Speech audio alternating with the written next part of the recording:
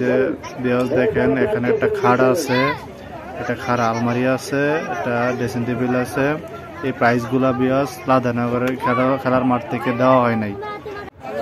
সারা রাত খেলা দেওয়ার পর, সারা রাত খেলা দেখার পর তো টার্জিন দীপু এবং কি বাঘা শরীফ ধরো প্রায় 1 থেকে 1.5 ঘন্টা খেলাটা লেগে আসলো। তো 1-1.5 ঘন্টা খেলাটা লেগে আসলো। সকাল হয়ে গেছে আপনার 10টা, সাড়ে 10টা বেজে গেছে। তো কেউ কাউরে শোয়াইতে পারে নাই। এই কারণে আপনার মনে করেন যে প্রাইসগুলা খাড়া ছিল। একটা এই যে খাড়া আলমারি ছিল, এই যে বিয়াস দেখেন এখানে একটা খাট আছে, একটা খাড়া আলমারি আছে, একটা ড্রেসিং টেবিল আছে। এই প্রাইসগুলা বিয়াস লাদানগরের খেলার মাঠ থেকে দেওয়া হয় নাই। লাদানগরের খেলার মাঠ থেকে এই প্রাইসগুলা দেওয়া হয় নাই। সবারে কি করছে আপনার ওই টিভি 8-10টা টিভি আইনা সবারে সব খেলার ঘরে আপনার টিভি দিয়ে দেওয়া হয়েছে। বিয়াস এটা আমি দেখেন, তো আমি প্রবাস থেকে যাওয়ার পর 2023 সালে খেলাটা হয়। 2023 সালে খেলাটা হয়, সারা রাত ব্যাপী খেলাটা ছিলাম আমি। তো প্রায় 10:30টা বেজে গেছে সকাল। তো প্রাইজ দেওয়ার বিতরণ চলতেছে। তো ওই যে দেখেন ওই চশমাওয়ালা লোকটা, এটা ওইখানের চেয়ারম্যান নাকি মেম্বার। কিন্তু আমার কাছে খুবই খারাপ লাগছে, সারা রাত খেলা দেখার পর যে প্রাইজগুলা দেওয়ার কথা এই প্রাইজগুলা দেওয়া হয় নাই।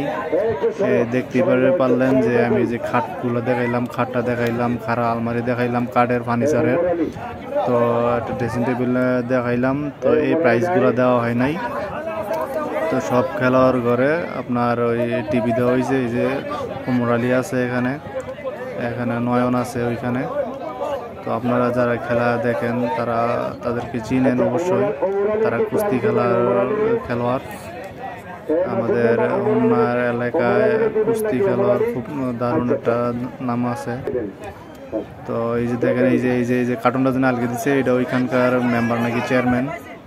তো এই চেয়ারম্যানে কি করলো, 8-10টা টিভি আইনা আপনার সব খেলোয়াড় ঘরে প্রাইজগুলা দিতে চাইছে। কেউ লায়ন সাত্তারের প্রাইজই নেয় নাই, ম্যাগনার লায়ন সাত্তার প্রাইজ নেয় নাই, জিদ্দি করে রেখে দিয়ে গেছে গা। তো এরকম অনেক খেলোয়াড় আছে যে প্রাইজ নেয় নাই। তো কি আর নিব, সারা রাত খেলে তারা যে প্রাইজ দেওয়ার কথা ছিল সে প্রাইজ দেয় নাই। ঠিক আছে, লাদানগরকে একটা কলঙ্ক করে দিয়েছে। এই যে বাইটা, এই যে মাথা হাত দিছে, এই বাইটা ভালো কথা বলছে, হ্যাঁ, যে লাদানগরে একটা দুর্নাম করে দিয়েছে, লাদানগর একটা দুর্নাম হয়ে গেছে। তো এই খেলার মাঠ থেকে এই প্রাইজগুলো দেওয়া হয় নাই। তো খুবই খারাপ লাগলো। আমি প্রবাস থেকে যাই এসেরা আমি খুব আনন্দের মাধ্যমে এই খেলাগুলো দেখছিলাম। তো সারা রাতে খেলা দেখার পরে তো আমি আমার কাছে খারাপ লাগছে এবং কি খুবই দুর্নাম কামাইছে কালিকাপুর লাদানগরের মানুষ। খুবই খেলাটার মধ্যে খুবই বদনাম কামাইছে। তো একটা শেষ ওই পিছনে নদী আছে, ওইখানে কালিকাপুর লাদানগরের যে নদী ছিল। সারা রাত খেলাটা দেখে কোনো শান্তি পাইলাম না এবং কি ভালো লাগলো না। সারা রাতে খেলাটা দেখে খুবই খারাপ লাগলো। সকাল হওয়ার পরে যখন প্রাইজগুলা, এই যে বিয়াস দেখেন খাড়া একটা আলমারি আছে, এখানে নিচে একটা খাট আছে আর একটা ড্রেসিং টেবিল আছে। তো এই প্রাইজগুলা দেওয়া হয় নাই, লাদানগরের খেলার মাঠ থেকে। তো সবাই কি করছে যে সব খেলোয়াড় ঘরে টিভি দিয়ে দিছে, অনেক খেলোয়াড়েরই মন খারাপ হয়ে গেছে, অনেক খেলোয়াড়েরই প্রাইজ নেয় নাই। তো লাদানগরের মাঠ থেকে খুবই একটা বদনাম কামাইলো লাদানগরের মানুষ।